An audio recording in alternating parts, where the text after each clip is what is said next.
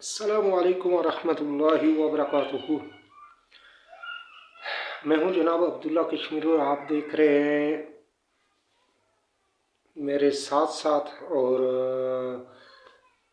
سب سے پہلی ریکویسٹ تو آپ سے یہی کروں گا کہ آپ اس چینل کو سبسکرائب کر دیجئے، بیل آئیکن کے بٹن کو پریس کر دیجئے، اور اس کے ساتھ ہی جو ہے نا وہ ویڈیو کو اگر پسند آئے تو آپ اس کو لائک لازم کریں انشاءاللہ العزیز۔ آج سے ایک سلسلہ ہم شروع کر رہے ہیں احادیث کے متعلق کہ حضور نبی کریم رؤوف رحیم خاتم النبیین صلی اللہ تعالی علیہ وسلم کی احادیث اور ان کا تعارف۔ حدیث کہتے ہیں قول و فعل و عمل رسول صلی اللہ علیہ وسلم۔ تو حدیث میں سب سے افضل جو کتب حدیث میں جو ہے سب سے افضل حدیث کی کتاب ہے وہ ہے بخاری شریف۔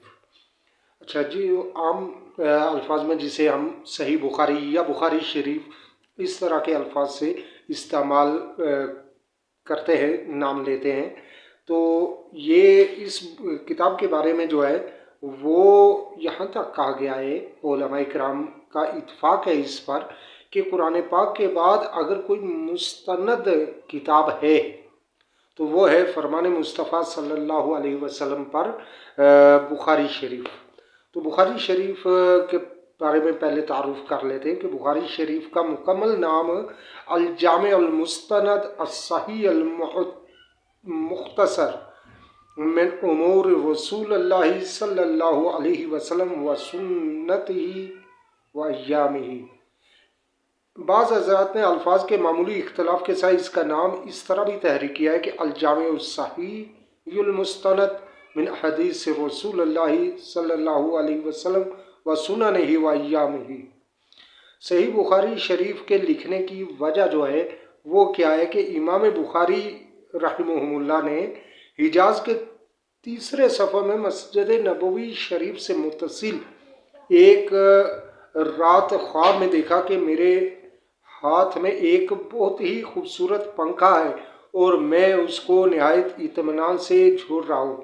صبح کو نماز سے فارغ ہو کر امام بخاری رحمہ اللہ نے علماء کرام سے اپنے خواب کی تعبیر دریافت کی تو انہوں نے جواب دیا کہ آپ صحیح حدیثوں کو ضعیف اور موضوع حدیثوں سے علیحدہ کریں گے۔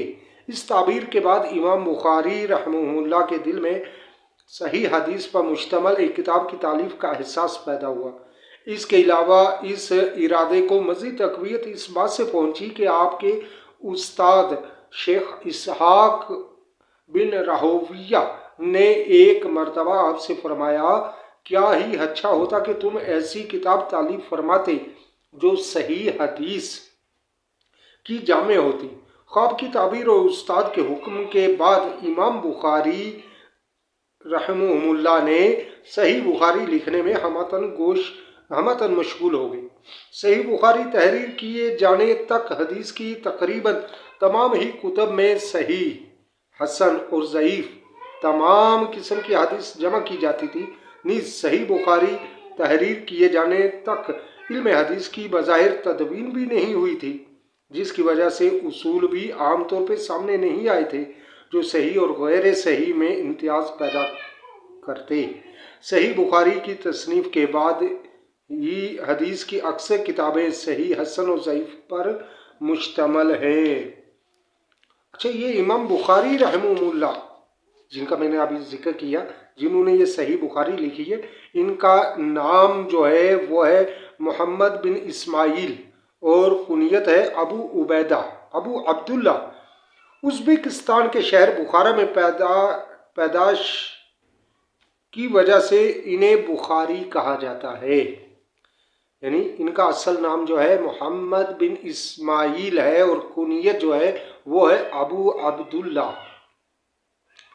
اور آپ کی ولادت 13 شوال 194 ہجری بمطابق 19 جولائی 810 عیسوی کو بخارا شہر میں بروز جمعۃ المبارک ہوئی، اور تقریباً 62 سال کی عمر میں عید الفطر کی چاند رات کو مغرب و عشاء کے درمیان 200 56 हिजरी बमुताबिक 1 सितंबर 870 ईस्वी में आपका विसाल हुआ और ईद उल फितर के दिन बाद नमाज ज़ोहर समरकंद के करीब खरतंग नामी जगह में दफन किए गए। तो ये था एक तारुफ।